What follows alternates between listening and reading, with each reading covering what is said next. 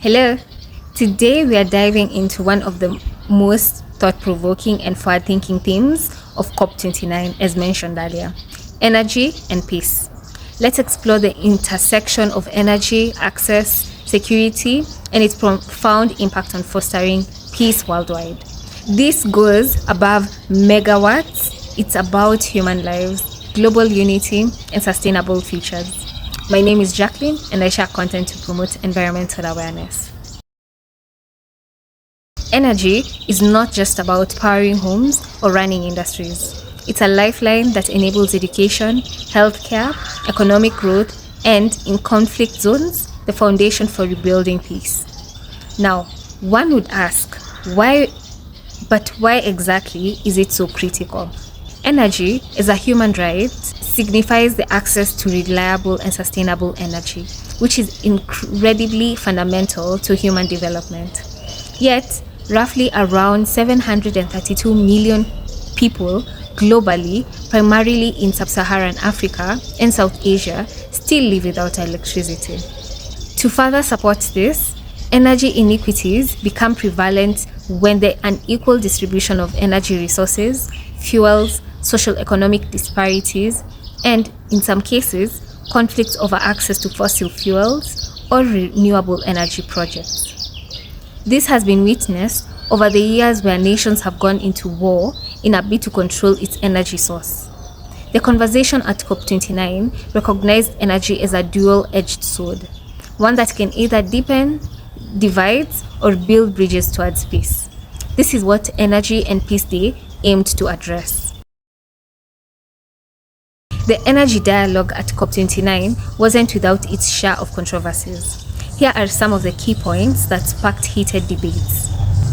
Fossil fuels versus renewable energy. While the push for renewables is gaining momentum, especially here in Africa, major fossil fuel producing nations resisted committing to strict phase-out timelines, citing economic and employment concerns. This is a key issue as the fossil fuel sector has created massive employment to various nations, despite their dangers. We can definitely agree that this phase-out won't occur overnight, but steps towards transitioning and accountability should remain in play. When it came to green colonialism, activists from Global South raised key concerns about how large-scale renewable projects like solar farms often displaced local communities without adequate compensation and involvement. Let us not forget matters to do with energy security and geopolitics. In light of recent global conflicts, countries like Ukraine, Afghanistan highlighted the weaponization of energy resources and the urgent need for decentralized, sustainable energy systems to ensure peace. These discussions revealed the complexities of transitioning to clean energy in a way that's equitable, inclusive, and mindful of geopolitical realities. Upon further research on the conference, delegates revealed that the sessions were indeed vibrant with diverse voices coming together to share experiences and solutions. Some of the major issues raised include energy access in conflict zones. Delegates from Yemen and South Sudan highlighted how lack of electricity exacerbated humanitarian crises, making it harder to deliver aid, run hospitals, or support schools. While conversations around just energy transitions by small island nations, including Tuvalu and Fiji, emphasize the importance of equitable transitions that don't leave vulnerable populations behind. Youth, on the other hand, specifically youth entrepreneurs, showcase technologies like portable solar kits for refugees and AI-driven tools for monitoring energy theft in vulnerable regions. The conference was surely packed with vast information to enable one to get a glimpse of the undertakings back in their home country.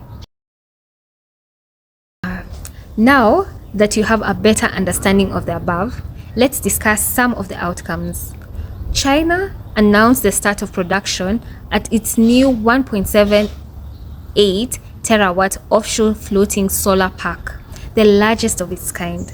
This step aimed at highlighting its strength in the geopolitics around clean energy and transition. Then conversations around decentralized energy systems came about, where agreements were made to prioritize off-grid renewable solutions for remote vulnerable communities with a focus on battery storage. Lastly, youth empowerment, where commitment support youth-led energy initiatives. While the decisions made were significant, the lack of binding commitments, especially on phasing out fossil fuels, remains a glaring omission. Can we truly address energy's role in peace building without tackling its role in conflicts? Additionally, many marginalized voices, particularly indigenous communities, still felt sidelined during key discussions despite the progress made. The journey ahead is both exciting and challenging, as its impact is often felt globally.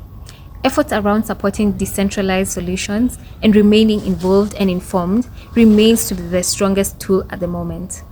Energy is more than power, the potential to heal, to connect, and to build lasting peace. The youth have an unparalleled role in sharing this future. Let's harness that power together. Well, that's the end of this video. If you found this information useful, tap that like button and share this video for awareness and change. For more insights, check out the greenrevolution.ke page on Twitter and Instagram. Together, we can be part of the solution. Bye.